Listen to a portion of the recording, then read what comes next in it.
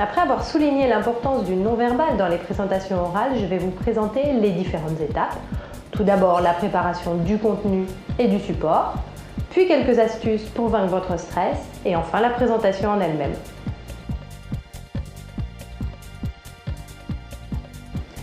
Une présentation se prépare. Sur le fond, sachez rester très simple. Vous devez impressionner votre public par la pertinence de votre argumentaire. Et puis, vous vous sentirez plus à l'aise si vous avez bien préparé. Sur la forme, tâchez de savoir qui est votre public. Vous pourrez adapter votre présentation à votre auditoire. Par exemple, vous ne présenterez pas les résultats de votre société de la même façon à vos salariés ou à la presse. Vous pouvez aussi essayer de vous entraîner à voix haute, devant un miroir. Vous pouvez vous filmer ou présenter devant un public test. Attention à ne pas apprendre votre texte par cœur, vous en oublieriez le contexte. Et dernière chose, juste avant de commencer la présentation, pensez à bien tester votre matériel. La connexion de votre ordinateur au vidéoprojecteur, les feutres du paperboard et pensez à déconnecter votre écran de veille.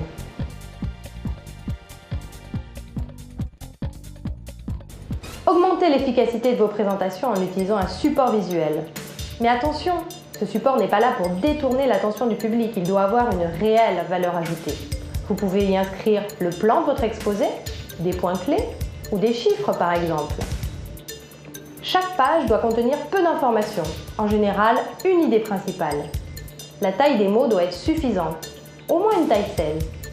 Et enfin, ne lisez pas votre support, car votre public lit plus vite que vous.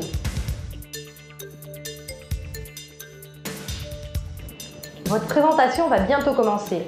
Quelques astuces pour vaincre votre stress. Vous pouvez craindre les trous de mémoire. Utilisez des cartons mémo, quelques mots, quelques phrases clés. Assurez-vous aussi que vos notes sont claires et lisibles. Faites un break 15 minutes avant le début.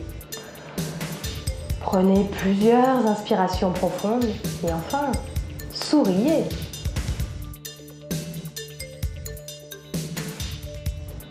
L'introduction est une phase clé de votre présentation. Vous pouvez commencer par une phrase d'accroche ou une anecdote pour faire bonne impression. Bonjour et bienvenue à tous. Je remercie tout particulièrement ceux qui sont venus de loin ce matin, mais aussi les autres, parce que nous avons tous des emplois du temps bien chargés.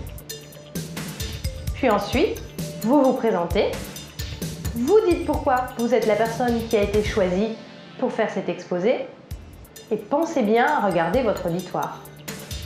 Pour ceux qui ne me connaissent pas encore, je suis Madame Coda Martin et je supervise le projet Nereis. Les 3 premières minutes sont consacrées à la présentation des objectifs. Ce projet a démarré il y a 6 mois et vise à améliorer la satisfaction client. Et réserver les points forts pour la présentation du plan. Nous nous intéresserons tout d'abord à l'avancement du projet.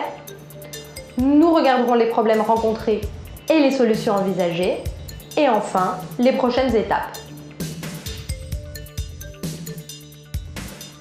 Ça y est, vous commencez votre présentation. Soyez naturel et spontané, ou au moins, donnez-en l'impression. Voici quelques petits conseils linguistiques. Utilisez des phrases simples et commencez par les faits importants. Vous savez qu'il est primordial pour notre entreprise que ce projet soit réalisé dans les délais.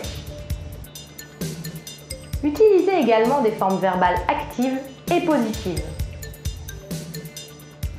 Rajoutez de la couleur à votre récit en prenant des exemples, des métaphores. Et évitez le jargon des acronymes de partout dans les phrases où l'on ne comprendra rien. Chaque conseiller PRT devra posséder ses bics et autres tacs.